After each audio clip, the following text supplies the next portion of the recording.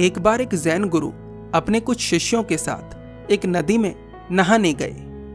नदी से नहाकर आते वक्त गुरु के एक नए शिष्य ने गुरु से पूछा, गुरुदेव, मुझे आत्मज्ञान पाने के लिए क्या करना चाहिए? वहीं पास में एक कुत्ता बैठा हुआ था। गुरु ने उस कुत्ते की तरफ इशारा करते हुए कहा कि इस कुत्ते से सीखो। शिष्य गुरु के उत्तर को सुनकर बड़ा अचंभित हुआ। शिष्य ने गुरु से पूछा, गुरुदेव, परंतु मैं इस कुत्ते से क्या सीख सकता हूं? गुरु ने उत्तर दिया, बहुत कुछ। और इतना कहकर गुरु आगे बढ़ गए। शिष्य को गुरु का उत्तर समझ नहीं आया। वह कुछ क्षण खड़ा रहा और उत्तर का सही अर्थ समझने का प्रयास करता रहा। उसके बाद वह गुरु के पीछे पीछे हो लिया।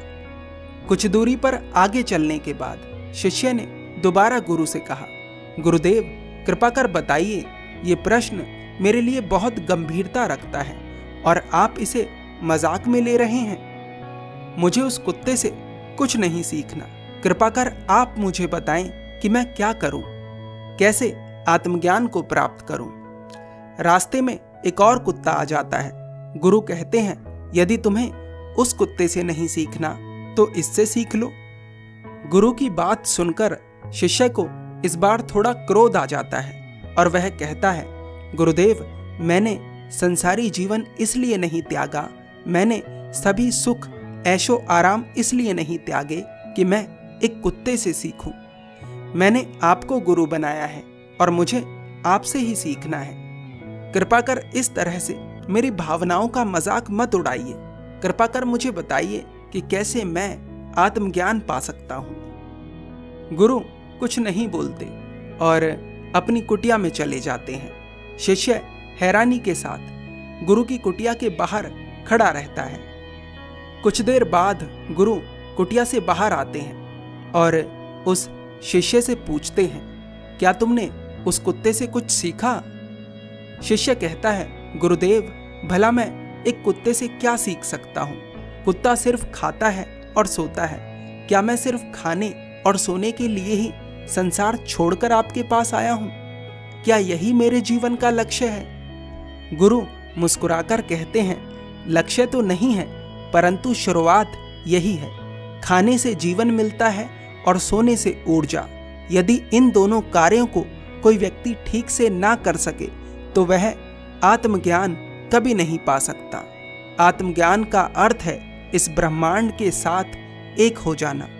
जब तुम एक टुकड़े के साथ भी एक नहीं हो पाते, तुम्हें ठीक से खाना तक नहीं आता, तो तुम इस ब्रह्मांड के साथ एक कैसे हो सकते हो?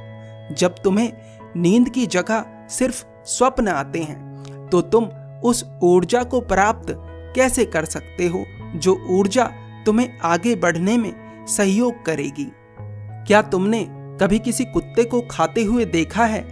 जब वह खाता है तो अपने आप को 100% भोजन के लिए समर्पित कर देता है और जब वह सोता है तो अपने आप को, अपने शरीर को 100% सोने के लिए समर्पित कर देता है। परंतु मनुष्य न खाते वक्त खाता है और न सोते वक्त सोता है। पहले कौर के बाद उसे पता ही नहीं रहता कि भोजन का स्वाद क्या है। नींद में भी उसे केवल स्वप्न आते हैं। गहरी नींद का उसे कोई अनुभव नहीं है।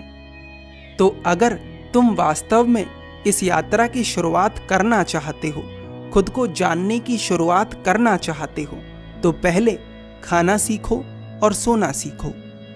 ये कहानी हमें सिखाती है कि हर कार्य को अपना 100% देना सीखो, क्योंकि यदि आप अपने हर कार्य को 100% देना नहीं सीख पाते हैं तो आप उस कार्य को भी 100% नहीं दे पाएंगे जो आपका लक्ष्य है। अपना 100% देना एक आदत है जो कि अभ्यास के द्वारा विकसित की जा सकती है। 100% देने का क्या अर्थ है? भोजन करते वक्त भोजन के साथ एक हो जाइए, उसके स्वाद को महसूस करिए। क्या पता आपका कौन सा भोजन आखिरी भोजन है। सोते वक्त सोइए, सिर्फ सोइए, सोचिए मत। क्या पता कौन सी नींद आपकी आखिरी नींद है। अब आप कह सकते हैं कि सोचना तो खुद आता है। तो ऐसे कार्यों को करने से बचिए जो आपको ज्यादा सोचने पर मजबूर करते हैं। जो भी कार्य करो उसमें अपना 100% डाल दो। क्या पता कौन सा कार्य आपका आखिरी कार्य हो।